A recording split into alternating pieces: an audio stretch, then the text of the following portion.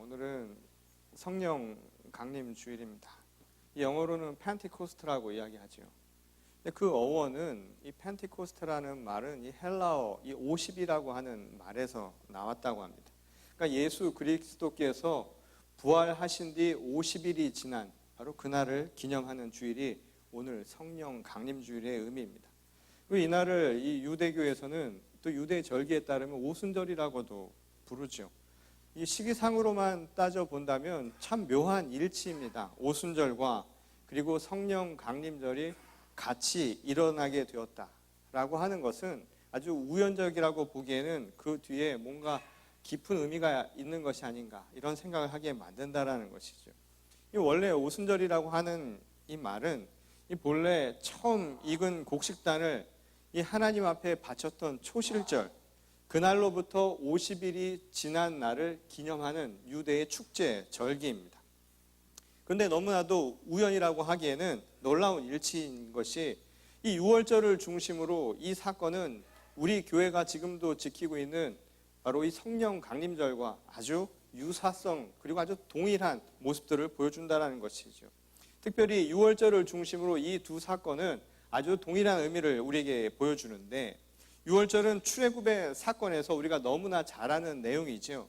어린 양의 피를 문설주에 바르고 그래서 그 바른 곳에는 죽음이 넘어가지 못했다. 그래서 생명을 살릴 수 있었다라고 하는 것을 기념하는 것이 바로 6월절의 의미입니다.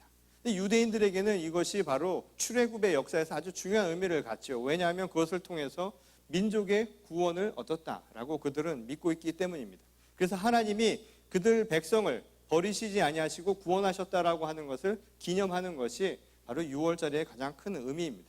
그런데 오늘날 크리스찬들, 기독교 교회에서도 그날은 이 유대의 민족사를 뛰어넘는 전 인류의 구원사로 우리는 지금도 기억하고 있습니다. 왜냐하면 그날은 바로 어린 양 그리스도 예수께서 우리의 죄를 대신하여 십자가에 못 박히신 날이기도 했기 때문이라는 겁니다. 그리고 사흘 만에 죽은 자 가운데서 다시 살아나셨죠. 부활의 첫 열매가 되셨습니다. 이게 바로 우리의 신앙 고백이고 이것이 바로 2000년 전 이 땅 가운데 이루어진 하나님의 구원의 역사였죠.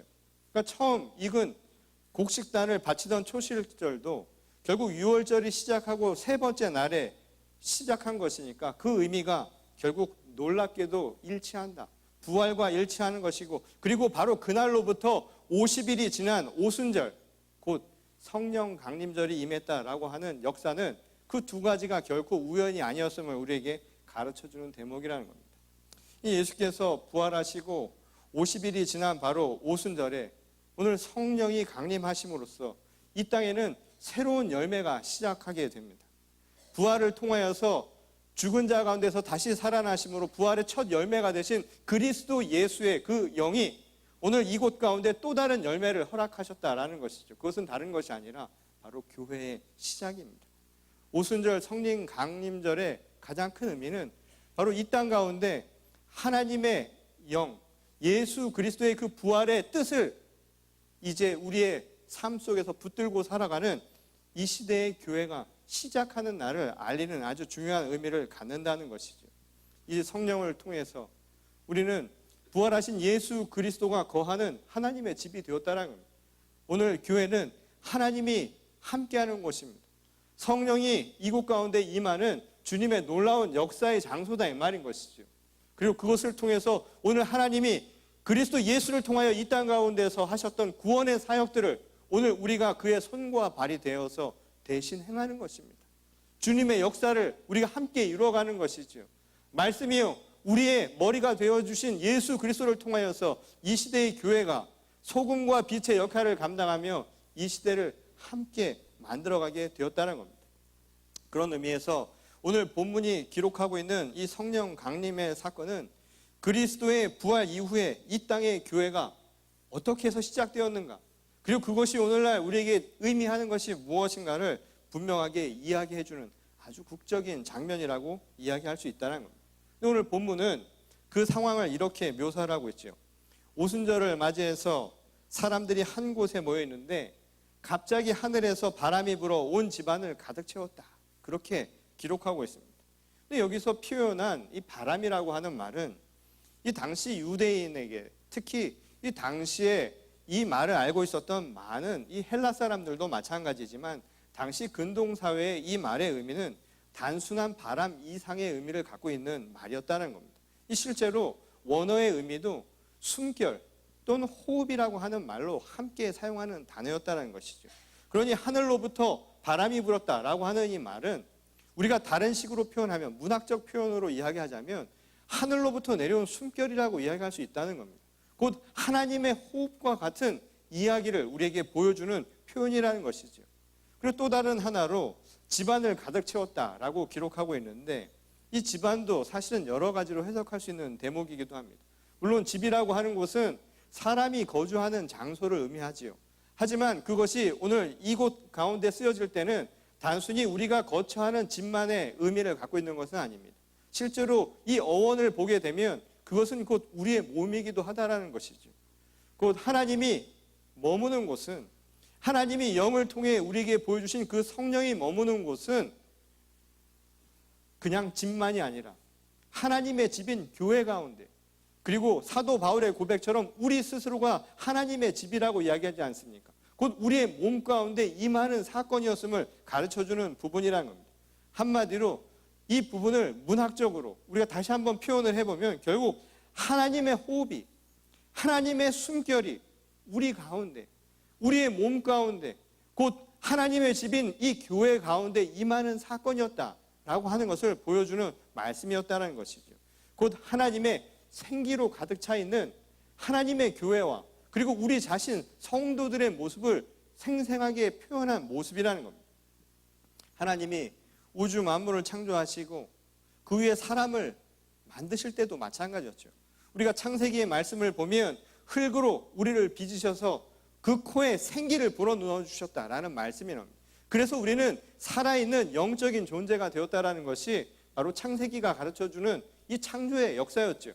그와 똑같은 의미를 우리에게 보여주신 것이죠. 또 다른 창조입니다. 이 땅 가운데 하나님의 호흡이 임했습니다. 그것은 마른 뼈처럼 죽어가는 이 땅 가운데 새로운 교회를 살리는 일이었습니다. 주님의 호흡이, 주님의 생기가, 주님의 그 능력이, 주님의 영이 이 땅 가운데 임해서 오늘날 죽어가는 교회가 다시 생기를 얻었다는 겁니다. 다시 살아난 사건이 일어났다는 것이죠. 오늘 성령 강림의 이 사건, 오늘 사도행전을 통해서 전해주는 이 말씀은 바로 이 중요한 의미를 우리에게 가르쳐주고 있다는 겁니다. 죽어가는 이 땅에 마른 뼈처럼 생기를 잃어버린 바로 이 땅 가운데 우리의 삶 속에 하나님의 영이 임해서 새로운 교회가 시작이 되었다는 겁니다. 비록 예수 그리스도는 육신으로는 더 이상 우리와 함께 할 수 없지만 그 부활의 영이 성령을 통하여 우리와 함께 임합니다. 그것은 하나님의 영이, 하나님의 호흡이 우리에게 오는 모습으로 그렇게 다가오는 것입니다. 이것이 바로 오늘 이 말씀을 통해 가르쳐주는 대목이라는 겁니다. 이 부활의 첫 열매가 되신 예수 그리스도의 말씀을 따라서 이제 우리가 그의 손과 발이 되어서 제자로서의 소명을 감당할 수 있는 길이 열리게 되었다는 것이죠. 그러니 사람이 하나님의 영으로 가득 차 생기가 있는 것처럼 오늘날 교회도 하나님의 호흡이 가득 차 생기가 가득해야 하는 것은 당연한 모습이어야 한다는 겁니다. 그러니 오늘날 교회는 오늘 4절 본문 말씀에서 이야기한 것처럼 성령으로 충만한 곳이어야 한다는 겁니다. 여러분, 교회는 성령으로 충만한 곳이어야 합니다. 그리고 그 교회 안에 머무는 모든 성도들의 모습도 거룩함은 다른 것이 아니라 성령으로 충만하기 때문에 나타나는 것이라는 말씀이라는 것이죠. 오늘 우리가 빛을 발하고 오늘 우리가 세상과는 구별되는 존재로 살아가는 것은 이 모양새가 그런 게 아닙니다. 제가 오늘 이 옷을 입어서가 아니라 이 말인 거죠. 내가 성경책을 들고 다녀서도 아니고 그것을 읽는다는 것으로 그치는 것이 아닙니다. 내 안에 성령으로 충만하기 때문에 교회가 다른 겁니다. 내 가운데 성령이 충만하기 때문에 우리는 세상과 구별되는 거룩한 주님의 자녀로 살 수 있다는 것이죠. 이것이 바로 오늘 성령 강림절, 오순절 사건을 통해서 보여주신 하나님의 역사라는 겁니다. 그렇다면 성령으로 충만한 것, 성령으로 충만한 교회와 성도의 모습은 과연 어떻게 나타나게 될까요? 오늘 우리가 읽은 이 본문 말씀 뒤에 보면 그를 표현하는 여러 가지 이야기들이 합니다. 그 중에 하나가 뭐냐면 바로 뒤에 나오죠. 불과 같이 성령이 임할 것이다 라고 이야기합니다. 그래서 흔히 오순절 성령파라고 하는 교회에서는 또는 많은 사람들은 이런 이야기를 하곤 합니다. 성령이 임하면 뜨거워진다고요. 막 불이 붙는다라고 이야기합니다. 혹시 그런 경험 해보셨어요? 불이 붙어보신 적 있습니까? 대개는 성령 때문에 불이 붙는 게 아니라 화가 나서 불이 붙는 경우가 많죠. 불이 나서 정말 뜨거워서 못 살겠다라고 하는 그런 체험들을 하셨나요? 이 말인 겁니다. 이 또 다른 하나로는 오늘 읽지는 않았지만 오늘 본 말씀 뒤에 보면 또 다른 이야기가 나오죠. 바로 방언에 대한 이야기가 나옵니다. 방언의 은사에 대한 놀라운 체험을 주장하는 교회와 사람들도 있죠. 그런데 그렇게 알 수 없는 말을 하는 것, 그게 과연 정말 성령 강림의 진정한 의미라고 이야기할 수 있을까요? 이 오히려 오늘 본문 뒤에 나오는 이 방언의 이야기들을 찬찬히 읽어보면 성경이 전하는 말씀은 또 다른 이야기를 하고 있다는 것을 우리가 알게 됩니다. 그것은 이 창세기에 나오는 바벨탑 사건과는 전혀 다른 이야기였다는 것을 가르쳐 주죠. 이 바벨탑의 사건은 결국 하나님을 거부한 자들, 자기 중심적으로 살아가는 자들이 결국 어떤 결말을 맞이하느냐, 서로 다른 언어를 했다라는 겁니다. 그 말은 말이 통하지 않는다라는 거예요. 언어가 다른 것이 아니라 말이 통하지 않는 불통의 상태가 된 것, 이게 바벨탑 사건이 보여준 우리 사회의 현실이라는 겁니다. 혼란이라고 하는 것은 다른 것이 아니라 말이 안 통한다는 거예요. 랭귀지가 안 되는 것이 아니라 서로가 대화가 되지 않는 불통의 상태가 되어버렸다는 겁니다. 근데 성령 강림의 사건은 이것을 뒤집어 엎지요. 또 다른 새로운 창조의 역사가 열렸다 이 말인 겁니다. 그 사건은 우리에게 중요한 것을 가르쳐 주죠. 방언을 한다 이 말인 겁니다. 그 방언은 알 수 없는 말을 하는 게 중요한 것이 아니라 분명 다른 이야기를 하는데 내가 알아들었다 이 이야기인 겁니다. 무슨 말일까요? 소통하고 있다 이 말인 겁니다. 언어가 달라도 소통이 된다 이 말인 거죠. 많은 이민자들이 미국 사회에서 살면서 가장 고통받고 겪고 있는 어려움 중에 하나가 뭔가요? 언어죠. 랭귀지. 우리가 밤새 이야기할 수 있는 얘기 아닙니까? 언어 때문에 겪었던 우리들의 에피소드를 이야기하다 보면 밤새 이야기해도 모자랄 만큼 언어 때문에 겪은 어려움들이 많죠. 근데 그 언어 때문에 우리가 그런 어려움을 겪었지만 그렇다고 해서 말이 통하는 우리들끼리 정말 통할 수 있다고 얘기를 할 수 있느냐 이 말인 겁니다. 오히려 우리 한반도를 보면 말이 통하는 남과 북이 갈라져 있죠. 오히려 지역 간의 갈등들이 심하죠. 오히려 미국 사회에서도 영어는 통하지만 서로 간에 다른 이해관계로 인해서 말이 안 통하는 게 얼마나 많으냐 이 말인 겁니다. 성령 강림의 역사는 그런 의미에서 그것이 아니라 말이 통한다 이 말인 겁니다. 어떻게 해서 말이 통하느냐? 서로가 하나 되는 겁니다. 성령 가운데 하나가 되기 때문이라는 거예요. 성령으로 가득 차 있기 때문에 우리가 하나 될 수 있다는 겁니다. 비록 언어가 다르고 비록 문화가 다르고 비록 살아온 배경이 다르고 우리의 환경이 다르지만 성령 하나로 우리는 똑같은 소통할 수 있다는 겁니다. 오늘 이 땅 가운데 교회가 있지요. 서로 다른 언어를 사용하는 수많은 교회가 세계 곳곳에 있습니다. 지금도 서로 다른 곳에서 예배를 드리지요. 서로 다른 언어로 드립니다. 그러나 우리에게는 똑같은 성령이 임했습니다. 그래서 똑같은 교회가 될 수 있다는 겁니다. 하나님의 언어로, 사랑이라는 언어로 우리는 오늘 똑같은 예배를 드릴 수 있게 됐다는 겁니다. 오늘 우리가 똑같은 것은 바로 다른 것이 아니라 성령으로 우리가 충만하기 때문이라는 것이죠. 그런 맥락에서 성령으로 충만하다는 것은 이 자신도 알지 못하는 말을 한다던가 또는 주체할 수 없을 정도의 엑스타시, 흔히 말해서 무아지경과 같은 그런 상태를 의미하는 것과는 전혀 다른 말씀이었다는 것이죠. 성령은 우리를 충만하게 해서 서로를 하나 되게 만드는 힘이라는 겁니다. 우리의 언어가 달라도 우리가 비록 환경과 그 모든 배경이 달라도 성령 안에서 우리는 하나가 될 수 있다는 것.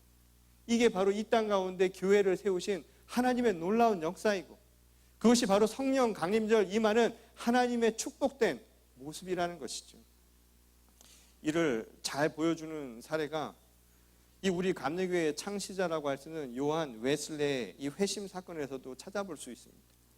오늘은 우리가 성령 강림주일로도 드리지만 이 사실 웨슬리 회심 주일로도 오늘 우리는 이 날을 지킵니다. 이 요한 웨슬리가 진정으로 성령의 체험을 갖고 변화된 사건을 기념하는 주일이 바로 오늘 이 날입니다. 근데 흥미로운 점은 바로 우리 연합감리교회의 이 로고가 보여주는 모습이죠. 연합감리교회 로고 여러분 보셨어요? 교회 들어오시면서 십자가에 이 불길이 있지요, 옆에. 근데 그 불길이 오늘 말씀처럼 어떻게 되어 있냐, 혀처럼 불길이 갈라져 있는 겁니다. 성령 강림의 역사를 그대로 형상화시켜서 만든 로고가 바로 연합감리교회의 로고죠. 하지만 정작 감리교회 창시자인 이 웨슬리의 회심 사건은 우리가 생각하듯 그렇게 뜨거운 게 아니었다라는 겁니다. 그것과는 사뭇 다른 모습을 보여주었다는 것이죠. 이 존 웨슬리는 18세기 영국 성공회의 매우 경건주의적인 신앙 전통하에서 자라났다고 합니다. 그의 어머니 수잔나는 이 자녀들을 아주 엄격한 방식으로, 경건한 방식으로 길렀다 해서 잘 알려져 있는데요. 그럴 수밖에 없는 게 자식이 19이나 있었으니 엄격하게 키우지 않고서는 아마 그들을 제대로 키우지 못했을 겁니다. 근데 흥미로운 것 중에 하나가, 저는 이번에 그 런던에서 그리고 그 웨슬리의 생가가 있는 곳에서 그 어머니의 그 유품이나 그의 교육에 대한 것들을 조금 보고 왔는데요. 그 중에 어떤 이야기가 있냐면 자식을 기를 때 한 가지 방법이 이거였다고 합니다. 자녀들이 매를 두려워하고 부드럽게 울도록 하는 것이었다고 합니다. 이거는 굉장히 어려운 일이죠. 아이들을 매로 다스리고, 그리고 아이가 울 때 어떻게 울어요? 부드럽게. 대개의 경우는 애들이 부드럽게 울지 않고 어떻게 웁니까? 악을 쓰고 울지요. 그런데 영적으로, 신앙적으로 경건하게 아이들을 그렇게 가르쳤답니다. 그러니 얼마나 엄격한 생활 규칙을 적용했을까? 여러분들이 상상을 할 수 있을 겁니다. 그 역시도, 웨슬리 역시도 그런 어머니의 전통 속에서 자기 스스로 그런 경건 훈련에 열심을 다했다고 합니다. 그래서 그는 자라나서도 마찬가지고 학교를 다니면서도 그는 그 유명한 옥스퍼드를 다녔고, 그리고 졸업 후에 옥스퍼드 대학의 신학부 교수가 되기도 했지요. 그는 한결같은 삶을 살았습니다. 그래서 매주 이틀 동안 금식을 하고, 그리고 하루에 3시간 이상을 항상 기도와 말씀에, 묵상에 할애했다는 거예요. 이게 그의 삶의 계속적인 반복이었습니다. 그러니까 오죽 그가 그렇게 살았으면 사람들이 그들을 일컬어서 메소디스트라고 불렀겠습니다. 메소디스트라는 말은 규칙주의자라는 얘기예요. 얼마나 규칙을 지키면서 살았으면 사람들이 비아냥거리면서 sarcastic, 소위 말해서 조롱하면서 부른 말이 메소디스트라는 겁니다. 그 메소디스트가 오늘 우리 감리교라는 이름이 메소디스트가 된 까닭이 바로 여기서 출발하고 있다는 것이죠. 그런데 그의 신앙에 도전이 되는 하나의 사건이 일어나죠. 그게 뭐였냐면 그가 선교를 위해서 미국 땅으로 이 바다를 건너 오는 일이 있었습니다.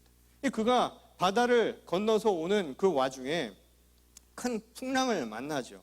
마치 마가복음 4장에 나오는 풍랑을 만난 제자들의 상황처럼 그 역시 큰 풍랑을 만나서 죽음의 공포에 휩싸이게 됩니다. 이렇게 가다 죽는 게 아닌가라는 생각을 했던 것이죠. 근데 그때 놀라운 광경을 그가 보게 됩니다. 그것은 어떤 한 무리의 사람들이 그 풍랑이 몰아치고 배가 흔들리고 사람들이 죽음의 공포 속에 사로잡혀 있는데 일부의 사람들이 모여서 찬송가를 부르고 있더라는 겁니다. 그리고 찬송가를 부르면서 기도하는 거예요. 그 장면을 보면서 웨슬리는 머리에 큰 벼락을 맞은 것 같은 충격을 받게 됩니다. 그래서 그는 과연 저 사람들은 무엇 때문에 이 죽음의 공포 속에서도 저런 확신을 갖고 있는 것일까? 그러면서 자기 자신의 신앙에 대해서 무언가 잘못된 것이 아닌가라는 것을 직감하게 됩니다. 그리고 나서 후에 그는 그 사람들을 찾아가죠. 이 당시 모라비안이라고 하는 이 독일의 경건주의 전통 속에 살았던 사람들이었는데 이들을 만나서 그 지도자에게 신앙에 대한 조언을 구하게 됩니다. 근데 그때 그 지도자가 웨슬리에게 이런 질문을 합니다. 당신은 정말 하나님의 자녀라는 확신을 갖고 있습니까? 여러분, 구원의 확신이 있으세요? 오늘 이곳에 대대적인 문제가 일어나서 오늘 우리가 죽음의 공포 가운데 있다고 한번 생각을 해보십시오. 갑자기 지진이 일어난다고 한번 생각을 해보세요. 갑자기 지금 엄청난 지진이 이곳에서 일어난다고 해보십시오. 여러분 어떤 생각이겠습니까? 제가 아는 한 분은 이 LA 지역에서 80년도에 한번 큰 지진이 있었죠. 그래서 교회를 옮기셨다고 하더라고요. 그래서 왜 교회를 옮기셨냐 그랬더니 그때 지진이 막 나는데 목사님이 이게 강대상 밑으로 숨으셨다는 거예요. 말씀을 전하다 말고 갑자기 강대상 밑으로 숨는 것을 보고 도저히 저곳은 믿을 수가 없어서 확신이 없는 곳에서 나도 확신을 가질 수가 없다. 교인들은 거기서 가만히 앉아 있는데 그러고 있는 상황을 바라보면서 결국 교회를 떠났다라는 이야기를 한 바가 있습니다. 오늘 이 자리에 그런 상황이 있다고 생각해 보십시오. 오늘 여러분들은 구원에 확신이 있느냐 이 말이에요. 그리고 중요한 질문이죠. 웨슬리는 이미 신학을 공부하고 신학을 가르치던 그것도 옥스퍼드라고 하는 유명한 대학의 교수였던 사람입니다. 그는 머릿속으로 다 알고 있었죠. 예수가 그리스도라는 것을. 그러나 정작 그의 질문에 대답을 못했다는 겁니다. 구원에 확신이 있느냐고. 예수 그리스도가 당신을 위해서 죽었다는 것을 당신은 믿고 있느냐 말입니다. 오늘 이것은 우리 모두에게 던져진 질문 아닙니까? 여러분은 오늘 지금 이 자리에 도전의 질문을 받는 거예요. 우리는 다 알고 있지요. 지금 교회에 온 지가 얼마나 됐는데 그거 모르고 앉아있는 사람이 어디 있어요? 공부도 하고 다 드는 건데. 근데 정작 자기 자신에게 한번 물어보라 이 말인 겁니다. 내 안에 내 스스로 질문하라는 것이죠. 정말 여러분 구원에 확신이 있느냐고요. 예수 그리스도가 누구를 위해서가 아니라 바로 당신을 위해서, 나를 위해서 죽은 게 맞느냐고. 그 십자가의 사건이 나와는 뗄래야 뗄 수 없는 나에겐 구원의 사건이었음을 여러분 지금 고백하실 수 있겠느냐 말이죠. 이게 바로 그에게 지금 던져진 질문이었다는 거예요. 요한 웨슬리는 그 충격 속에서 자기가 그런 신앙 훈련을 받았고요. 어머니로부터 경건 훈련을 받아서 그의 삶 속에서 매주 2번이나 금식하고 그게 얼마나 어려운 일입니까? 매일같이 3시간씩 기도하고 말씀을 읽는다는 게 얼마나 어려운 일이에요. 그렇게 살았던 자기의 삶 속에서 그럼에도 불구하고 구원에 확신이 없다는 사실에 놀라게 되었다는 거예요. 그러던 어느 날인 1738년 5월 24일 저녁, 이 요한 웨슬리는 런던의 한 길가죠. 올더스게이트라고 하는 거리에 그곳에서 바로 기도 모임이 있다는 것을 알고 그곳을 지나다가 누군가 그곳에서 루터의 로마서 서문을 읽는 것을 듣고 갑자기 마음이 움직이는 체험을 하게 됩니다. 그리고 그는 그때 이런 이야기를 합니다. 내 마음속에 이상하리만큼 따뜻해지는 체험을 했다고요. 그때 그가 들은 이야기는 다른 것이 아니었습니다. 바로 로마서 1장 17절의 말씀이죠. 오직 의인은 믿음으로 살리라는 말씀이었습니다. 오직 우리는 우리의 행함으로 구원의 확신을 얻는 것이 아니라 오늘 그리스도 예수를 믿는 그 믿음으로 말미암아 우리가 의롭게 되고 우리가 살 수 있다라고 하는 확신을 그 순간 그는 깨닫게 되었다는 겁니다. 나에게 오는 그 경험, 그 체험이 과연 무엇을 이야기할까요?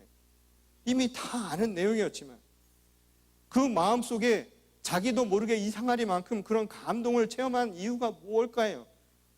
구원의 확신이 내가 이렇게 행해서 내가 지금까지 경건한 생활을 통해서 법칙주의자처럼 뭔가를 지켜나가면서 얻을 수 있을 것이라고 했던 그의 생각과는 전혀 다른 오직 의로움은 예수 그리스도를 믿는 그 믿음으로 말미암아 온다라는 그 말에 변화가 되었을 수 있었던 까닭은 과연 무엇이었냐 이 말인 것이죠.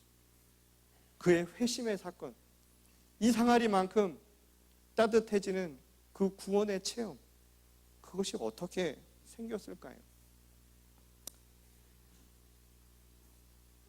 저도 자식을 키우고 있지만 참 자식과 부모의 관계는 참 묘한 것 같아요.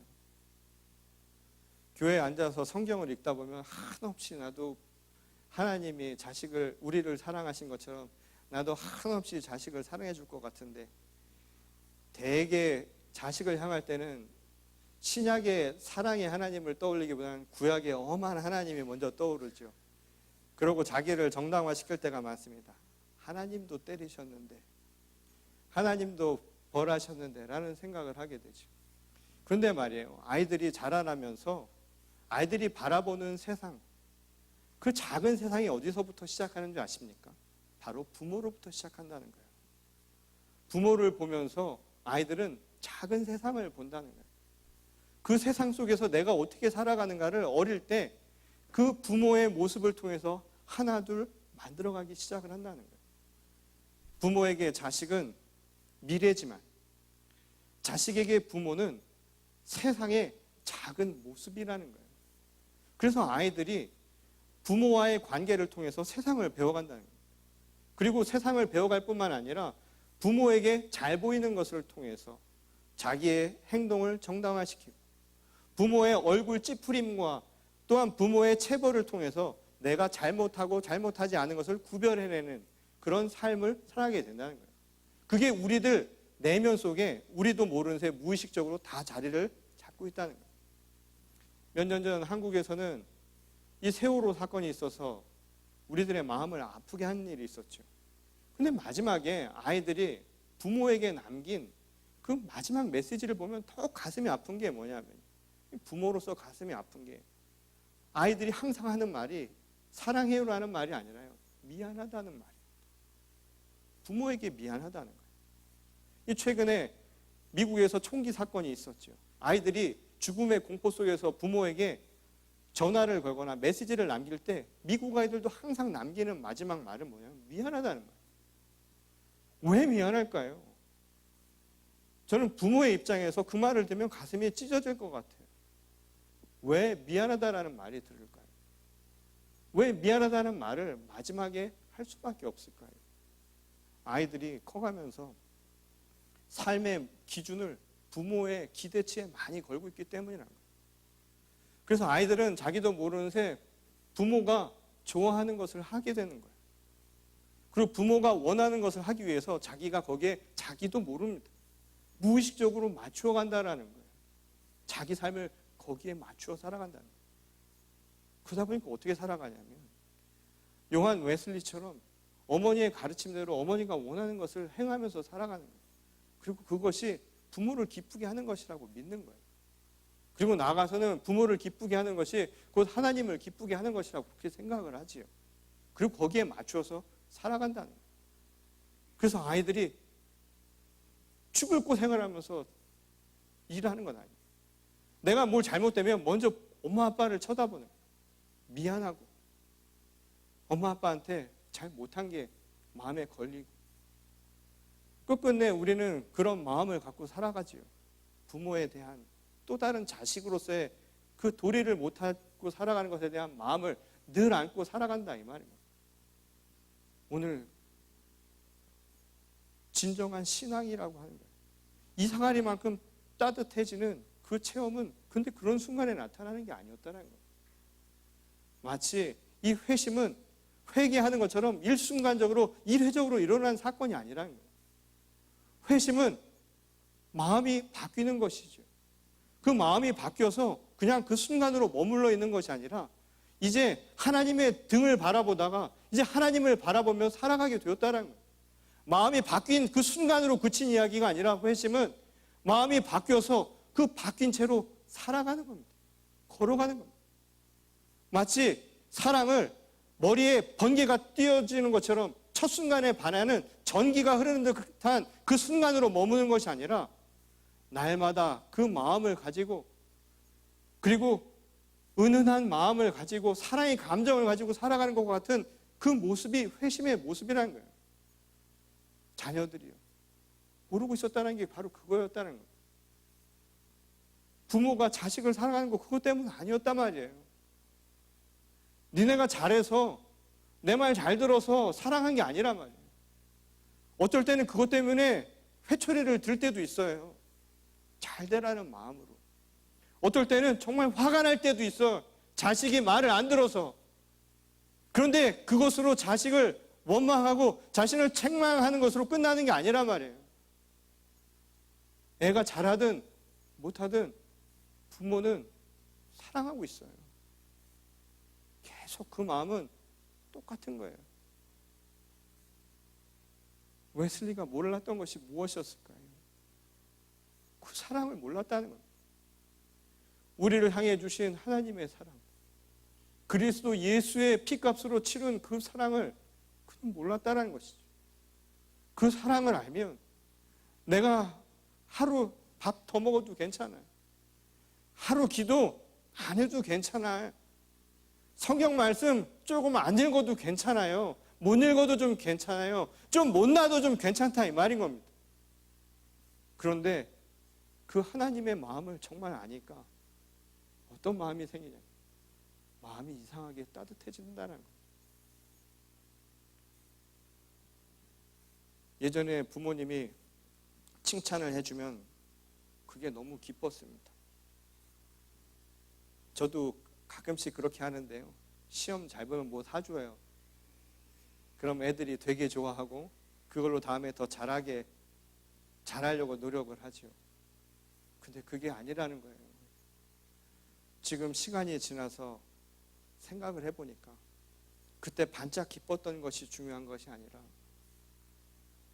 지금도 여전히 나를 사랑하시는 부모님의 그 마음을 생각하니까 마음이 놓입니다.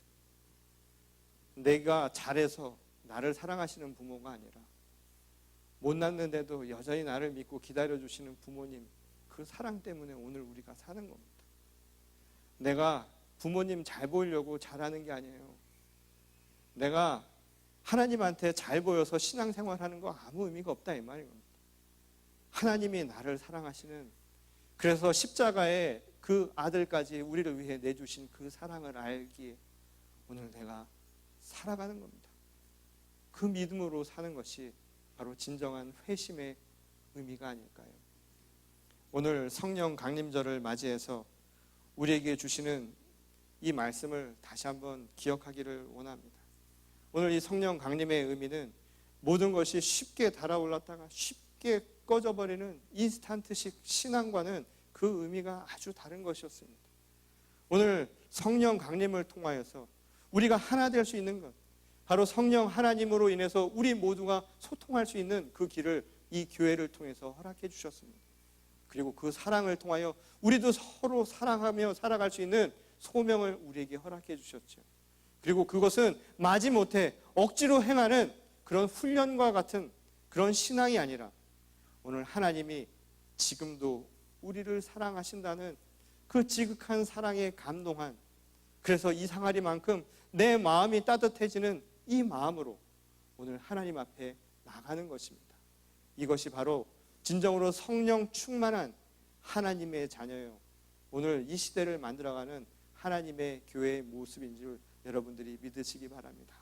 그리고 이것을 통해서 오늘날 진정한 교회, 그냥 잠깐 빛을 발하는 교회가 아니라 끊임없이 서서히 함께 사랑하고 함께 하나가 되는 오늘날 이 시대의 교회가 될 수 있기를 주님의 이름으로 간절히 축원합니다.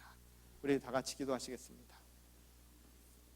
하나님, 주님의 은혜가 우리에게 얼마나 큰지요,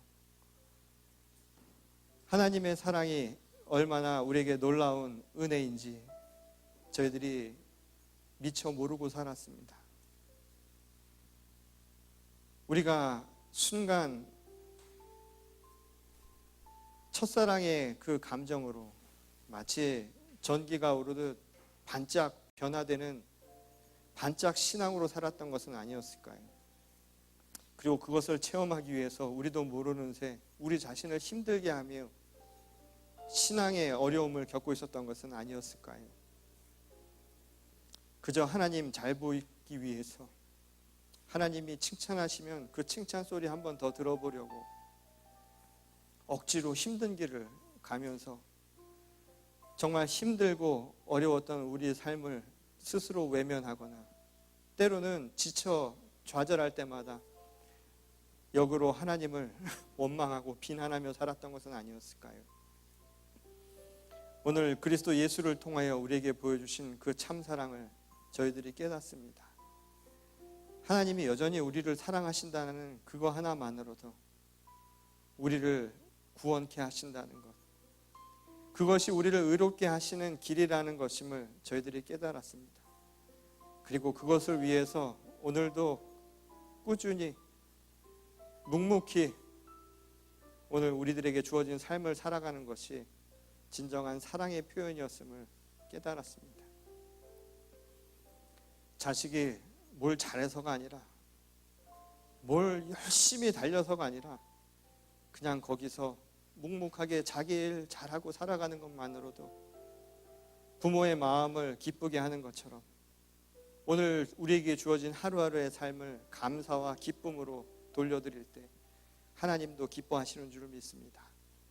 오늘 그 믿음으로 이 성령 강림절의 의미를 되새기고 주님이 주신 사명들을 잘 감당할 수 있는 이 시대의 교회와 성도가 되게 하여 주시옵소서. 하나님, 이 시간 우리 모두와 함께 하시며 하늘의 크신 은총과 사랑을 베풀어 주시기를 원합니다.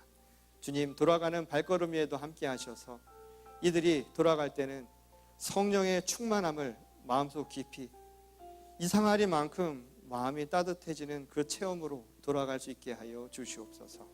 주님께서 함께 하실 줄 믿사오며 거룩하신 예수님의 이름으로 기도드렸습니다.